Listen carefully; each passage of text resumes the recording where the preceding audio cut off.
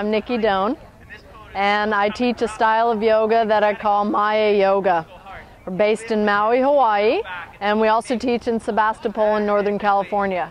We have a wicked website. It's called www.yogaonmaui.com, and we teach all over the place. We do teacher trainings on Maui. We do this festival. I just had an awesome time teaching at this festival. You can pretty much get a hold of us through the website. That's probably the best way. We're also featured in yoga journals sometimes, stuff like that.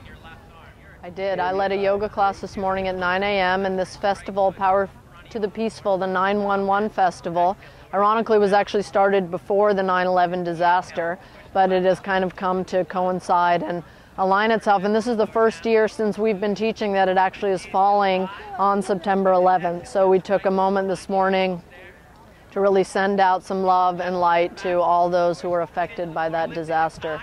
And it's really a wonderful concept because the idea is of power to the peaceful. And what we really need nowadays more than ever is to have the focus be on peace and move away from a fear-based consciousness that the media is really trying to still keep strong in us, and stick to the light. I got lucky. I started yoga in college. They offered it for gym credit. So I took Iyengar yoga, I took Kundalini yoga, I took Hatha yoga, and I actually got gym credit for it, which was awesome. And I actually met my husband, Eddie Modestini, my last semester of college, and he was my yoga teacher. So much for yoga ethics. And then I got very lucky. I was able to go to Mysore, South India, and study with Pattabhi Jois in the fall of '91. When Ashtanga yoga was still a really small, intimate kind of a scene. And subsequently from that, I got exposed to Iyengar yoga, studied with a teacher in Florence, Italy, and then have always really felt that I wanted to be at the source. So I've been to India many, many times. I've studied at the Iyengar Institute. I've studied in Mysore with Pattabhi Jois many, many times. And really through those two lineages, I started to research a bit more and found that they both had the same teacher, and their teacher was a man named Krishnamacharya. So Eddie and I really like to believe that we teach in the tradition of Krishnamacharya, honoring all the different systems, because really what's important is that we teach people and not just a system.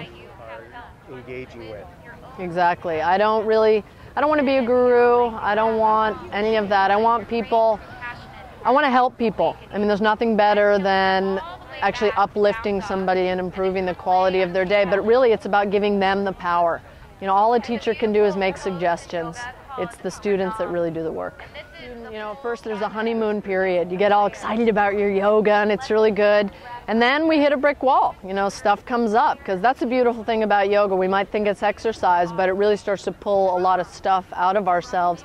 And when that doubt starts to creep in, you got to keep the faith. You just got to trust and follow the yoga, because the yoga knows. Because people are always trying to get you to kind of say something about one camp of yoga or another, but I said a prayer this morning and the last line says that you know, we want to not bring hatred or dispute amongst each other, and I add, or amongst systems. Because if we create a divisiveness in yoga, what's the point? Yoga is supposed to, just from the word, it means union and harmony. And while I may not agree with all the other systems and the way they're doing things, I like to think that we've all agreed to disagree, and we're all moving in the same direction. So many roads leading to the same destination. I think they're all great. If anybody steps on the path to yoga, then they're moving in a positive direction, and I support all of it.